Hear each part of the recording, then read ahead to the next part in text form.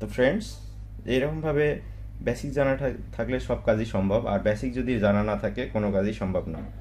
Electronic জগতে যারা voltage এবং সিগন্যাল ইনপুট আউটপুট নিয়ে যার যত জ্ঞান বেশি সে ততটাই এই সব কাজে সাকসেস। আসসালামু আলাইকুম রহমতুল্লাহ। দীর্ঘদিন পরে ভিডিওতে আসলাম, আর আজকে একটি 24 ইঞ্চি এলইডি টিভির কাজ দেখাবো। তো তার আগে বলে নিই, আমার ইউটিউব চ্যানেল যারা ফলো করেন, আমার ভিডিওগুলো যারা দেখেন, সুন্দর সুন্দর কমেন্ট করেন এবং কাজ শেখার জন্য কল করেন, তাদের উদ্দেশ্য বলছি যে আপনারা যারা এলইডি টিভির প্যানেল রিপেয়ারিংয়ের কাজ শিখতে চান, অনলি মাত্র 5 দিনের কোর্স। এই 5 দিনে প্যানেলের টোটাল কাজ শেখানো হবে। টিকন আইসি খোলামেলা লাগানো, ডিসি টু ডিসি আইসি চেঞ্জ থেকে শুরু করে টোটাল প্যানেলের কাজ শেখানো হবে এখানে। মাত্র 5 দিনের কোর্স। তো যারা যারা আগ্রহী আছেন স্ক্রিনে দেওয়া নাম্বারে যোগাযোগ করবেন। আর মোবাইল রিপেয়ারিংয়ের কাজ শেখার জন্য যোগাযোগ করতে পারেন স্ক্রিনে দেওয়ার নাম্বারে। বেসিক টু অ্যাডভান্স মোবাইলের যাবতীয় সমস্যা সকল কাজ শেখানো হবে। আইসি রিভলিং থেকে শুরু করে charging section, light section, graphics section, network section, total কাজ শেখানো হবে। তো যারা যারা আগ্রহী আছেন তারা যোগাযোগ করতে পারেন স্ক্রিনে দেওয়া নাম্বারে। তো চলুন আজকে দেখে নিই আমাদের 24 ইঞ্চি একটি এলইডি টিভি, এই টিভির সমস্যাটা কি আমরা দেখব এবং সমাধান করার চেষ্টা করব। তো চলুন দেখে নিই আমাদের কাজটি। তো ফ্রেন্ডস, এই হচ্ছে আমার 24 ইঞ্চি এলইডি টিভি। এটা যমুনা কোম্পানি। তো এই টিভিটির সমস্যাটি আমরা দেখব। আমরা টিভিটিকে স্ট্যান্ড সংযোগ দিয়ে রেখেছি, স্ট্যান্ড বাই থেকে রিলিজ করব। আমাদের টিভিটি রান হয়ে গেছে এবং ফলো করবেন আমাদের সমস্যাটি। আমাদের গ্রাফিক্স আসছে এবং আস্তে আস্তে এটি গ্রাফিক্সটি হারিয়ে যাচ্ছে। এই যে দেখুন সিমটমটি। তো এই হলো আমাদের টিভির সমস্যা। আস্তে আস্তে এখন গ্রাফিক্সটি হারিয়ে যাবে।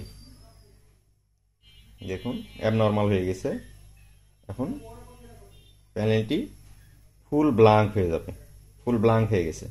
লাইট ওকে আছে, দেখতে পাচ্ছেন আমাদের লাইটটি ওকে আছে, অথচ প্যানেলটি ব্ল্যাঙ্ক হয়ে গেছে, কোনো গ্রাফিক্স নাই।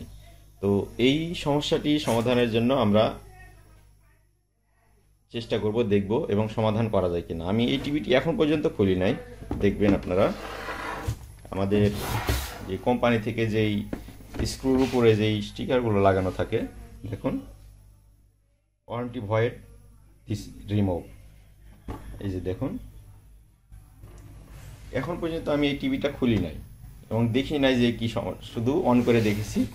তো এই সমস্যাটি সমাধান করার চেষ্টা করব। তো এই প্যানেলটি রিপেয়ারের জন্য আমরা টিভিটিকে খুলে নেব এবং দেখব আমরা এই টিভিটি সমস্যাটি সমাধান করতে পারি কিনা। তো ফ্রেন্ডস, আমি টিভিটি খুলে নিয়েছি। তো এখন আমরা ভোল্টেজগুলো মেজারমেন্ট করে দেখব, মাদারবোর্ডের ভোল্টেজগুলো। তো আমাদের ইন্ডিকেটরটি চলে আসে, স্ট্যান্ড বাই অবস্থায় আছে।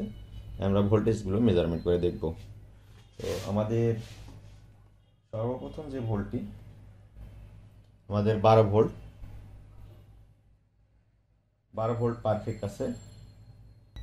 তো ফ্রেন্ডস, আমাদের যেই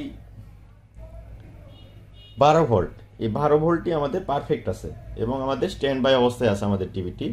এখন আমরা এই টিভিটি স্ট্যান্ড বাই থেকে রিলিজ করব এবং দেখব আমাদের ভোল্টেজের কি কন্ডিশন হচ্ছে। তো ফ্রেন্ডস, আমি স্ট্যান্ড বাই থেকে রিলিজ করেছি। এখন দেখুন আমাদের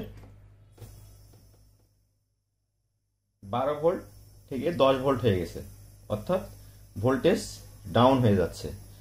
আর এই 12 ভোল্ট আমাদের এই স্ট্যান্ড বাই রিলিজ হওয়ার পরে এলবিডিএস কেবল দ্বারা আমাদের টিকন যে মাদারবোর্ড আছে এই মাদারবোর্ডে যায়। এখন আমাদের প্যানেলটি 12 ভোল্টে রান হয়, কিন্তু এইখানে স্ট্যান্ড বাই রিলিজ হওয়ার পরে আমাদের 2 ভোল্ট ড্রপ হয়ে গেছে, যার জন্যই মূলত আমাদের এই সমস্যাটি দেখাচ্ছে। 2 ভোল্ট ড্রপ হয়ে যাচ্ছে। তো ফ্রেন্ডস, আমাদের এই যে 2 ভোল্ট ড্রপ, দেখুন এখানে 2 ভোল্ট ড্রপ হয়ে গেছে। এই 2 ভোল্ট ড্রপের পিছনে এই 2 ভোল্ট কোথা থেকে ড্রপ হচ্ছে, আমরা যদি প্যানেলে ভোল্টেজটা দেখি, দেখুন আমাদের প্যানেলেও কিন্তু সেম ভোল্টেজ। 12 ভোল্ট না হলে তো আমাদের এই প্যানেলটি রান হবে না। তো 12 ভোল্ট রান 12 ভোল্ট যেহেতু তৈরি হচ্ছে না, সেহেতু আমাদের এই মাদারবোর্ডেই ফল্ট। এখন আপনি যদি এই সমস্যার কারণে যদি প্যানেল সারাদিন ঘাটাঘাটি করেন, প্যানেলটি রিপেয়ার হবে না, কারণ প্যানেল তো সম্পূর্ণটাই ওকে আছে। যে যতটা ইনপুট নেয় ততটা ইনপুট তো এখানে আসতেছে না, যার কারণে আমাদের এই প্যানেলটি গ্রাফিক্স অ্যাবনর্মাল হয়ে যাচ্ছে। তো এই অবস্থায় আমরা এই 12 ভোল্টটাকে রিপেয়ার করব এবং দেখব আমাদের সমস্যাটি সমাধান হয় কিনা। তো ফ্রেন্ডস, আমাদের এইখানে মাদারবোর্ডকে ভালো করে যদি দেখাই, দেখুন এইখানে আমাদের এসি যে ফিল্টারিং ক্যাপাসিটারটি কোনো লিকেজ নাই, সম্পূর্ণ ওকে আছে।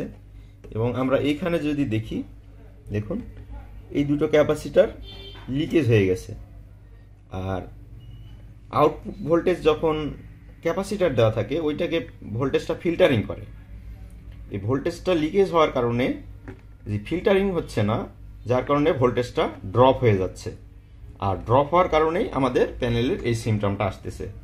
তো আমরা এই দুইটা ক্যাপাসিটার যেখানে যেটা দেখতেছেন, দেখুন এই দুইটা ক্যাপাসিটার আমরা রিপ্লেস করব এবং দেখব আমাদের সমস্যাটি সমাধান হয় কিনা।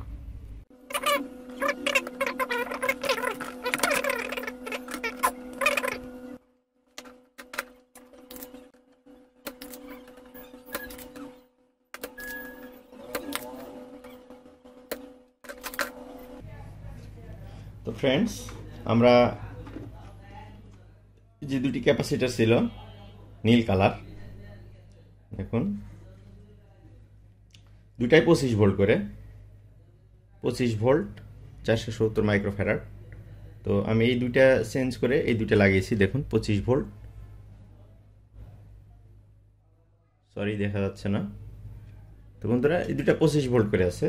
তো আমি এই দুটা চেঞ্জ করে নিয়েছি, এই দুটা রিপ্লেস করলাম। এখন দেখব আমাদের সমস্যাটি সমাধান হয় কি না।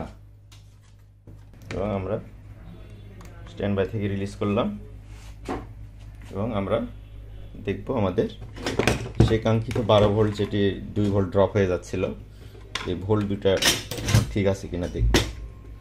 এখন দেখব আমাদের 12 ভোল্ট আমাদের পারফেক্ট আছে এবং আমরা এটিকে স্ট্যান্ড বাই রিলিজ করব। এখন স্ট্যান্ড বাই রিলিজ করেছি। এখন আমাদের ভোল্টটা দেখব। স্ট্যান্ড বাই রিলিজ করার পরেও আমাদের 12 ভোল্ট ওকে, 12 ভোল্ট ওকে। এবং এলবিডিএস কে বলে দেখব।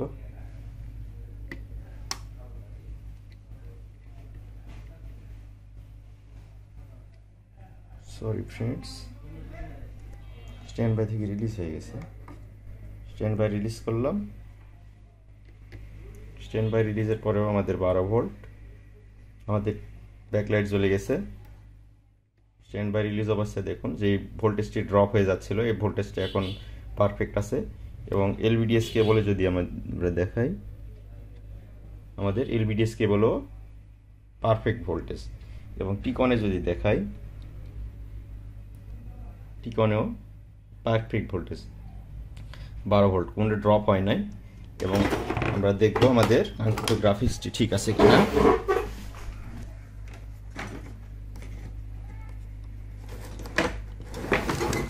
ফ্রেন্ডস, আলহামদুলিল্লাহ, আমাদের যে প্যানেল ব্ল্যাঙ্ক হয়ে যাচ্ছিল, এখন পর্যন্ত আমরা ভোল্টেজ মেজারমেন্ট করলাম, তারপরেও আমাদের গ্রাফিক্সটি ওকে আছে। তার মানে আমাদের সমস্যাটি সাকসেসভাবে সমাধান করা হয়েছে। তো ফ্রেন্ডস, এইরকমভাবে বেসিক জানা থাকলে সব কাজই সম্ভব, আর বেসিক যদি জানা না থাকে কোনো কাজই সম্ভব না। ইলেকট্রনিক জগতে যারা ভোল্টেজ এবং সিগন্যাল ইনপুট আউটপুট নিয়ে যার যত জ্ঞান বেশি, সে ততটাই এই সব কাজে সাকসেস। তো ফ্রেন্ডস, ইলেকট্রনিক্সের কাজ গেলে ভোল্টেজ সম্বন্ধে ধারণা থাকতে হবে, সিগন্যাল সম্বন্ধে ধারণা থাকতে হবে, কোন আইসিতে কী ইন হচ্ছে, কি আউট হচ্ছে, কত ভোল্টেজ ইনপুট, কত ভোল্টেজ আউটপুট নেয় একটা আইসি।